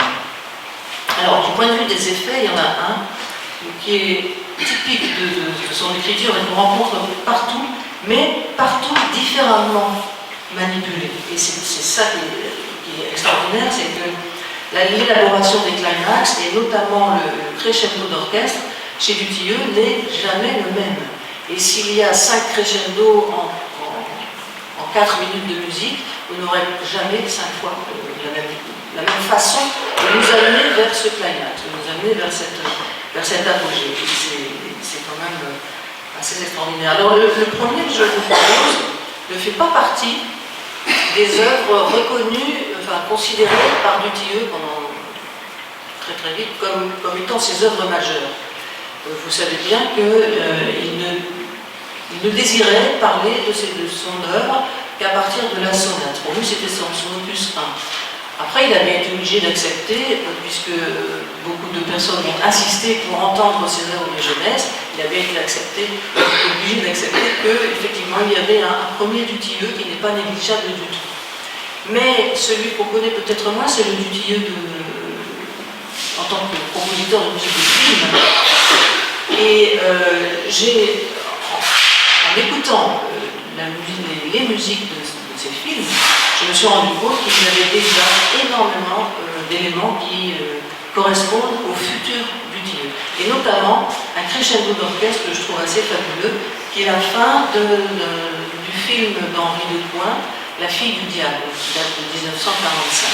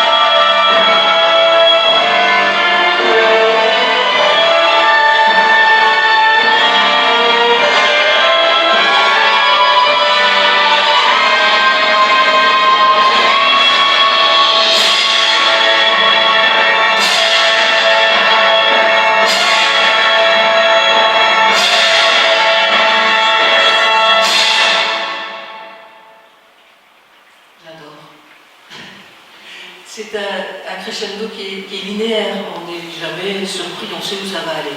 Mais on est pris par cette force, cette intensité croissante. Pas que l'intensité croissante, vous avez remarqué, il y a déjà le futur Dutilleux mélodiste qui répète sa mélodie en la reprenant vers l'arrière et puis qui va de plus en plus vers l'aigu, et puis qui termine de façon, j'ai envie de dire, presque logique, avec ces coups de butoir répétés et réguliers. Évidemment, ces crescendos vont subir une forme de perfectionnement, j'ai envie de dire, de transformation, de modernisation avec les œuvres futures. Il les oubliera, ces crescendos finaux. Finir par un crescendo, c'est s'assurer d'un impact très fort sur l'auditeur, voilà, c'est évident. Il va les abandonner, il ne va peut-être pas y penser, je ne sais pas pourquoi, évidemment on ne saura jamais, mais les deux premières symphonies ne font pas entendre de crescendo terminaux ainsi. Et par contre, il va reprendre cette idée à partir de Métabole et dans Timbre Espace Mouvement et dans le concerto pour violon, un peu avant l'extrême fin de Mystère de l'instant.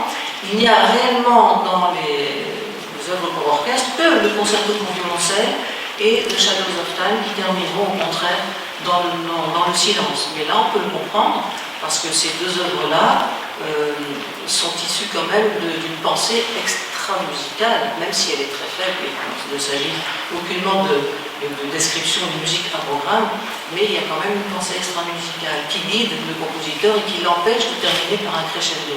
Les autres œuvres le font. Et je vous propose la fin de Métabole. Vous allez voir comme l'évolution de l'écriture est très très sensible. Il y a même un moment où on a l'impression que le crescendo va se terminer. Alors on est déçu, on pensait que ça irait plus loin. Ça se dégonfle un peu, mais c'est pour reprendre de plus belle. Donc là, il joue aussi avec nos nerfs, et c'est très bien que, ayant vécu cette frustration, on n'est que d'autant plus ravis de réentendre un élan nouveau. Alors là, il n'y a pas c'est pas une accumulation d'instruments qui va jouer. Ce sera un peu comme dans le film que vous venez d'entendre. Tous les instruments sont sollicités depuis le début du crescendo. Donc, qu'est-ce qui fait cette force? Tout simplement les crescendos dessinés, on les dessine depuis le 17e, 18e siècle, les crescendos dessinés, les sforzando, et surtout des motifs qui, contrairement à ce qu'on vient d'entendre, ne seront plus tellement mélodiques, mais seront davantage rythmiques, et l'absence de régularité. Il va jouer sur certaines irrégularités qui font que, voilà, on est en haleine jusqu'à la fin parce qu'on est quand même dans la surprise. Là, on n'est pas dans le contentement de quelque chose auquel on peut s'attendre. On est dans la surprise. C'est un crescendo, donc, qui a subi une belle évolution par rapport à 1945.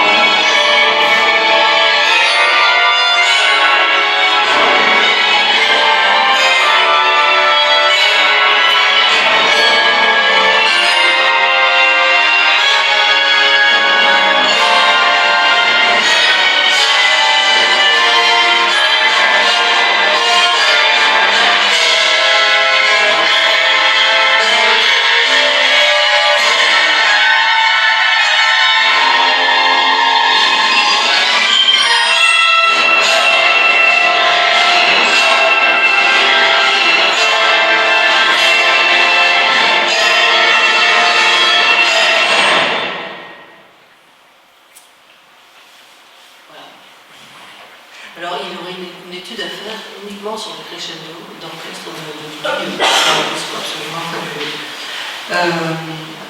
Au sein des crescendos qui se trouvent au sein des mouvements, non pas à la fin d'une heure, mais au sein des mouvements, les plus longs, les plus impressionnants se trouvent dans les premiers opus, jusqu'à atteindre espace-mouvement compris. Leur disparition presque totale dans le mystère de l'instant peut se comprendre parce que la crescendo c'est quelque chose qui est dynamique, qui va de l'avant, qui est de l'ordre du développement, de la fabrication de quelque chose, c'est quelque chose de cinétique. Donc, dans le mystère de l'instant, ça n'était plus possible. Je viens d'aborder un effet, mais il aurait pu y avoir comme effet l'extinction généralisée du son, les aboutissements sur un aboutissement généralisé, la résonance, des choses comme ça, voilà. L'effet, ça a un impact immédiat sur le corps de l'auditeur. Si je vous dis frisson, palpitation, suspension de la respiration, contraction musculaire, ce sont des termes qui appartiennent au domaine de la médecine plus que de la musique, mais c'est bien à cela que mène une œuvre d'art qui nous émeut. Cependant, si le corps réagit, le cerveau travaille, même inconsciemment, et le plus souvent la satisfaction ressentie une fois l'œuvre terminée dépend du déroulement de la musique dans le temps. Alors allons-y, je vais très très vite. Donc vous savez que la gestion du temps, c'est une réflexion très longue, très travaillée chez Dutilleux, en partie dans l'idée d'ouvrir son langage à un public le plus large possible, évidemment, puisque un compositeur ne doit pas s'isoler du public, encore une phrase de Dutilleux à Myriam Quétaz. On a compris que le confort de l'auditeur passe par la familiarisation avec des matériaux qu'il reconnaît, mais aussi par la coexistence de moments familiers et de moments étrangers à son oreille. Et là, Dutilleux dit qu'il est obnubilé par une phrase de Baudelaire, que voici. Ce qui n'est pas légèrement difforme a l'air insensible. D'où il suit que l'irrégularité, c'est-à-dire l'inattendu, la surprise, l'étonnement, sont une partie essentielle et la caractéristique de la beauté. Et tout le monde en est conscient. Vous savez bien qu'on perd la notion du temps lorsque tout ce qui est attendu arrive, ou alors lors de musique ou même d'un discours. Qui au contraire ne ferait entendre que des choses surprenantes qui seraient donc absolument considérées comme chaotiques. Il faut un juste milieu et c'est là tout l'art du compositeur, c'est de gérer le temps de l'écoute par rapport à ce qu'il a besoin d'écrire. Comment sa musique sera-t-elle perçue? Est-ce que les surprises arrivent à tel moment, au bon moment? Est-ce que là on ne va pas lasser l'auditeur? Question d'intuition, question de conscience, on ne peut pas connaître les proportions, mais il y a des deux, c'est évident. Beaucoup plus proches de nous sont les narrativistes qui se sont amusés à comparer le déroulement d'une fiction littéraire à un discours musical. Et on en vient à résumer la chose en trois termes, en fait. Il faut du suspense, il faut de la surprise et il faut éveiller la curiosité. Alors, les trois termes, évidemment, sont employés depuis très longtemps et sont inconsciemment connus de tous ceux qui écrivent des œuvres littéraires ou des œuvres musicales, mais ça a été théorisé. J'avais besoin de passer par ces théories pour me conforter dans l'idée que de parler de surprise et de suspense, c'était pas un peu galvaudé, bon, c'est théorisé, alors je me permets. Voilà. Donc, le plus délicat pour un compositeur, prévoir la distribution dans le temps de ce suspense, de cette surprise, de cette curiosité. C'est ce qui fait la forme de l'œuvre, mais c'est la mémoire de l'auditeur qui fabrique sa propre perception. On entend tous de façon très différente, selon notre état physique, selon le confort, selon des tas de choses, selon notre éducation.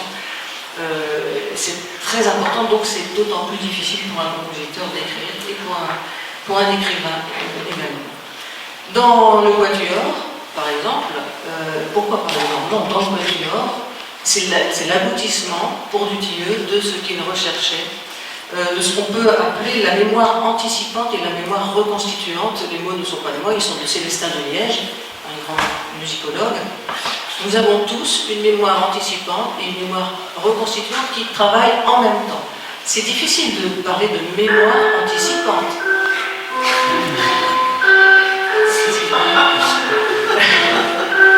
Je me suis demandé si ça m'arriverait aussi. Merci. Donc la mémoire anticipante, qui dit mémoire dit passé, donc anticipante, on a un peu de mal à comprendre ce que ça veut dire. Quand on entend quelque chose, on est dans la capacité de prévoir plusieurs possibilités de suite. On ne le sait pas, mais c'est ce qui se passe. Après, la mémoire reconstituante, elle est beaucoup plus facile à comprendre. On arrive à un moment de la musique qui nous parle d'une certaine façon parce qu'on a eu tout ce passé, on a eu l'avant. Mais les deux coïncident. Et la forme la plus complexe, la plus tressée, pour employer un mot qui n'est pas lui, la forme la plus tressée qui soit dans l'œuvre de Dutilleux, c'est quand même le quatuor à cordes. Parce que chaque élément va poursuivre sa propre route. Oh, bien rien. Alors, là, je ne vous fais rien entendre parce que ce serait trop compliqué, mais tout simplement, le trait qui est tout en bas et qui change de couleur de temps en temps, chaque segment coloré correspond à 1 minute de musique de tout le quatuor à cordes. Vous voyez, c'est une œuvre courte, elle fait 17 minutes à peu près.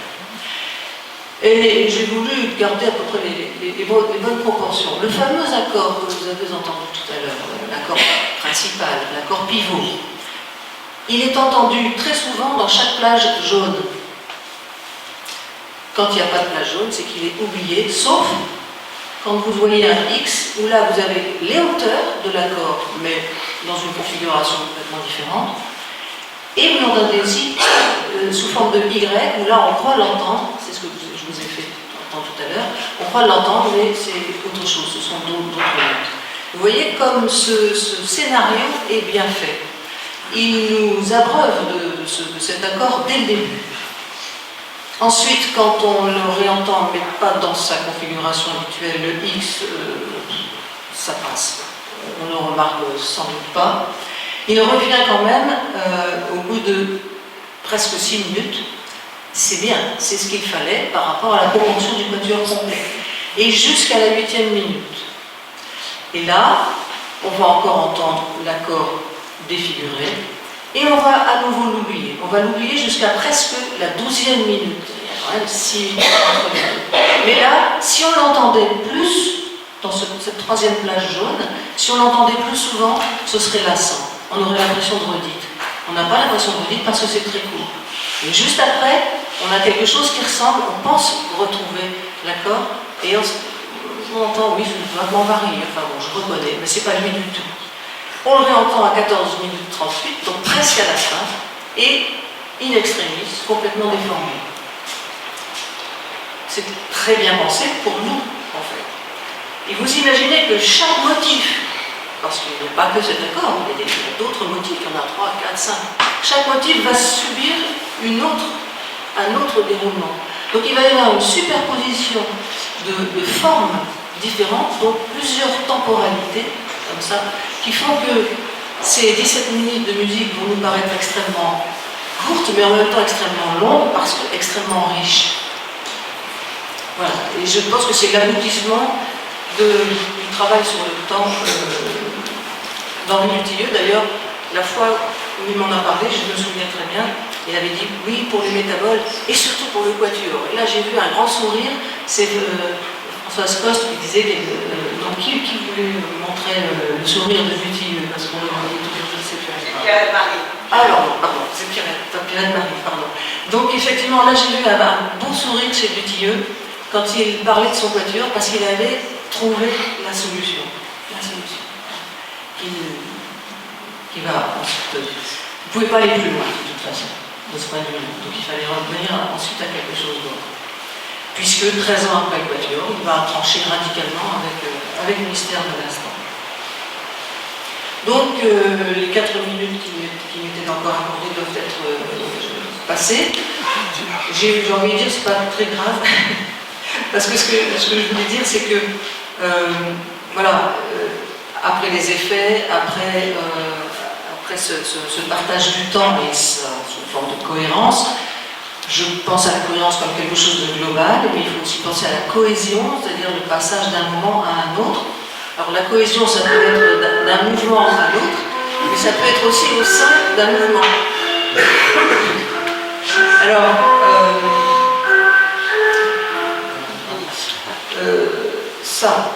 cette phrase-là, c'est dans la préface du concerto pour violon. Mais il parle d'une œuvre qui précède le concerto et qui est métabole. Il dit qu'à partir de métabole, il n'y aura plus d'arrêt entre les mouvements. Pourquoi ne veut-il plus d'arrêt entre les mouvements? Et là, on reconnaît bien Dutilleux, le poète qu'il était.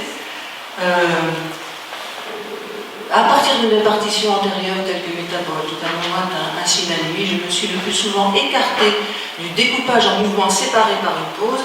Allez, voilà. Ce qui, dans certains cas, me semble nuire au pouvoir d'enchantement. Pouvoir d'enchantement. Donc c'est bien pour nous qu'il écrit, bien sûr. Donc, à partir du moment où il ne fait plus de pause entre les mouvements, comment fait-il pour qu'on puisse nous supporter, dans le bon sens du terme évidemment, le passage d'un mouvement à l'autre? Parfois ça lui semblera tellement violent ou tellement trop différent, le passage d'un mouvement à l'autre, qu'il va se sentir obligé d'ajouter des interludes. Il ajoute dans Timbre, Espace, Mouvement, il ajoute un interlude aux 2 mouvements qu'il avait écrits parce que ça ne le satisfaisait pas. Mais il fait ça plusieurs années plus tard. De la même façon, dans The Shadows of Time, il va mettre un interlude entre mémoire des ombres et vagues de lumière, parce qu'il ne pouvait pas supporter qu'on puisse passer de l'un à l'autre. Mais au sein d'un même mouvement, il y a aussi des transitions à petite échelle, transitions de détail, et c'est peut-être le dernier extrait que je vais vous passer. Je vous passe un extrait de Timbre, Espace, Mouvement. Vous allez entendre un solo de hautbois, très présent, c'est un hautbois déjà, et très présent, un solo magnifique, assez complexe. L'orchestre fait des commentaires, et un peu à la fois, l'orchestre va étouffer le hautbois en lui prenant sa thématique, et en tressant un contrepoint tellement dense que le hautbois va essayer certains sursauts pour survivre, il va disparaître et c'est l'orchestre qui va gagner, et le tout encore dans un crescendo à la Dutilleux, mais encore là, très très très élaboré. C'est dans Timbre, Espace, Mouvement.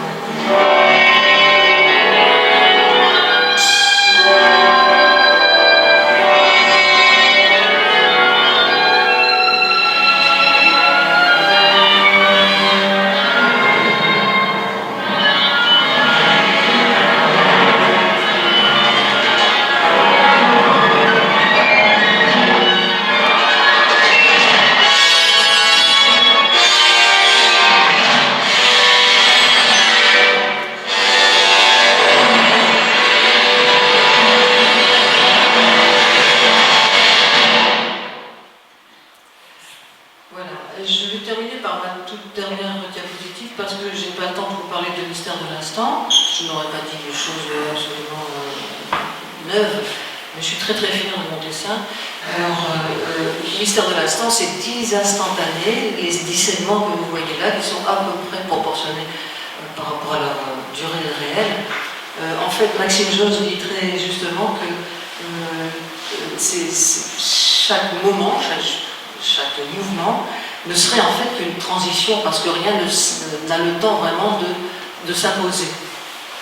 Et une suite de transitions m'a fait penser à un dégradé de couleurs, c'est-à-dire que si vous réécoutez Mystère de l'instant, d'ailleurs vous allez avoir l'occasion de le faire, vous allez vous rendre compte qu'on passe d'un mouvement à l'autre de façon tellement subtile et avec de telles transitions, de telles prises de relais, que dans le fond, c'est comme si c'était une grande œuvre qui ne faisait que changer de couleur un peu à la fois. Eh bien, je vous remercie, je crois que je vais maintenant.